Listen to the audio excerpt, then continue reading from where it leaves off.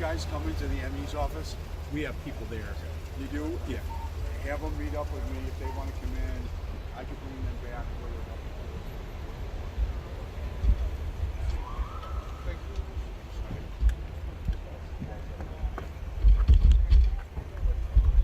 Right now, we're processing there right now.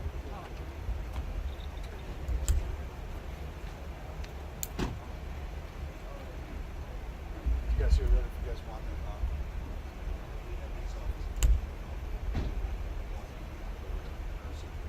Okay, I'll let him know.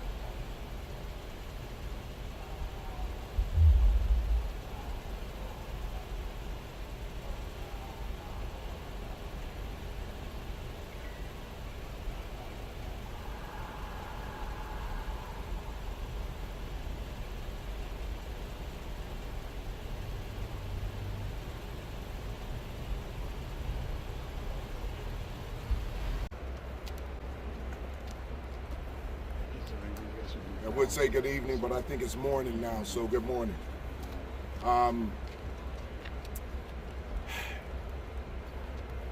Yesterday, at approximately 9:50 p.m.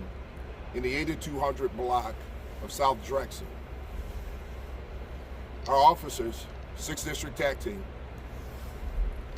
were attempting to make an investigatory stop of a subject they believed to be armed. At that time, the subject fled. The officers gave chase on foot, and the subject was pursued into an apartment. When the officers followed into that location, they were then confronted by a second person who was in that apartment, who was armed with a rifle pointed at the officers. At some point, the officer discharged a weapon. Our officer was struck. She was then transported by assisting units to the hospital here, where she later succumbed to her wounds. Our officer was young, vibrant, and a hard worker. Prior to going out and attempting to make that stop, she had already processed 2 other guns working that day. She was a working police officer trying to keep the streets safe.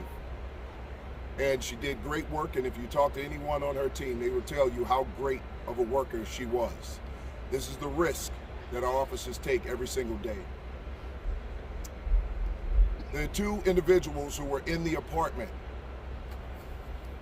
fled the apartment. They were later apprehended shortly thereafter by assisting units.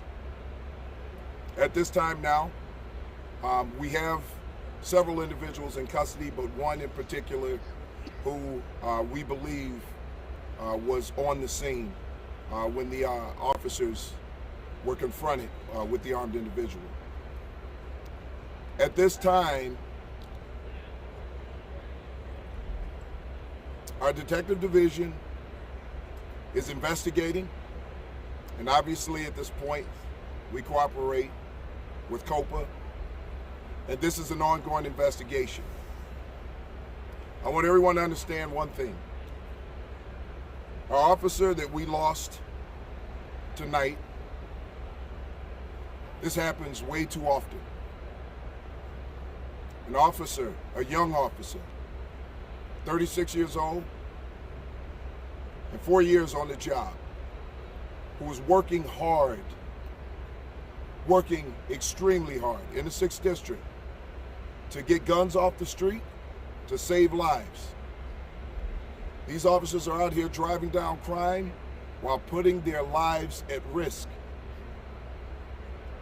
I want everyone to keep this officer's family in your prayers and understand the risk that she took every single day when she came out to do her job. With no regard and with a clear understanding that it's always possible when you're doing this type of work that you may not return home. It's an amazing thing to do. And we have to be strong for her family. And please understand what these officers go through on a daily basis. I want all of my officers out here right now to understand that we're here to support them, and we're going to make sure that we stand with them and do whatever we can to prevent this from happening again. Unfortunately, we know that we face danger on a daily basis. These officers, boots on the ground, out there to keep the city safe and to protect people they've never met. It's an amazing thing that they do. It's an honorable thing, and these are exemplary human beings. With that, I'm going to turn it over to the Mayor of the City of Chicago, Mayor Brandon Johnson. Thank you, Superintendent. Tonight, the entire city of Chicago is grieving and mourning together over this tragic loss of one of Chicago's finest.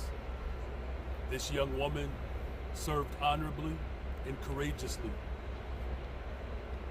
I'm calling on the entire city of Chicago to keep this officer's family in your prayers, along with our entire police department.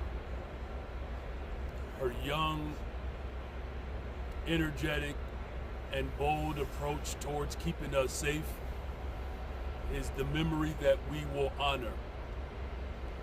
And I will assure that our police department has everything that it needs in order to render justice.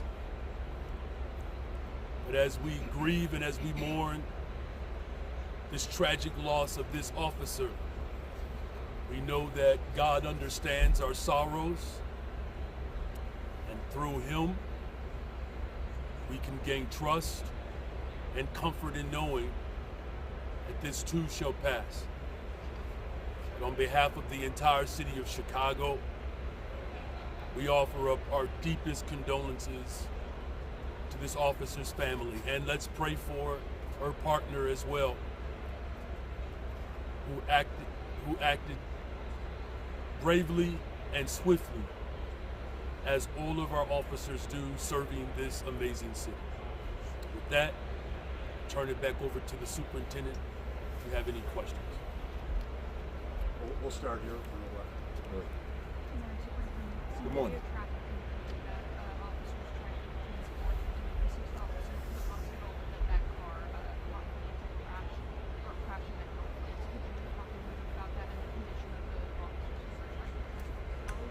Yeah, that did happen. There was some type of malfunction in that vehicle that caught fire, but assisting officers came in, and she was transferred to another vehicle and then driven to the hospital. The other officers who were transporting are doing fine at this point. Next question. Morning, Superintendent. I was wondering if investigators were able to review the officer's body-worn camera and that of the partners, and if so, what that revealed to investigators? It's something that they have and they continue to do, but at this point they're still gathering information, trying to find as much footage as they possibly can. And at this time right now, the apartment, because the detectives go through the proper steps, they're getting a search warrant just to make sure that they can process that scene the best way possible. So we're not going to release any information until we have all of the evidence and we can really decipher what occurred at that scene. Next question. How are you?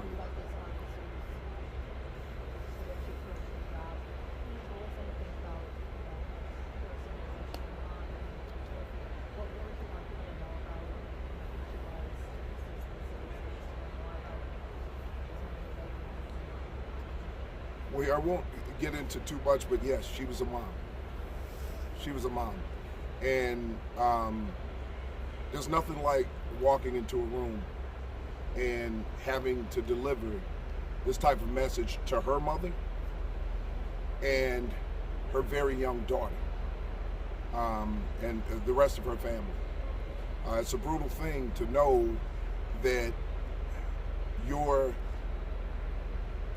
offspring, because to a parent, no matter how old your children get, they're still always your children. And for a mother to lose her daughter like that, knowing that she was trying to do the right thing every single day, that she was protecting lives, that she was a hero, and she lost her life tragically, doing the job that she loved. And that was one of the things that her mother said. She loved her job. And the way that she worked, it was evident that she did love her job. And she wanted to make Chicago a better place. She wanted to make it safer. And we thank her for that. Trey, last question. Superintendent, for clarity about what happened once the officers got into the apartment, just to clarify, there was an exchange of gunfire, and was it one gunman, one suspect fired? We know there were two people. Were they both involved in some type of shootout, and were they at all? So here's the deal. We won't know that until the search warrant is served, and we're able to go through that apartment and collect more evidence. The evidence that we collect usually tells us, and it gives us a story of what occurred in there. So until we have all of that information, we can't rely on just one source at this time.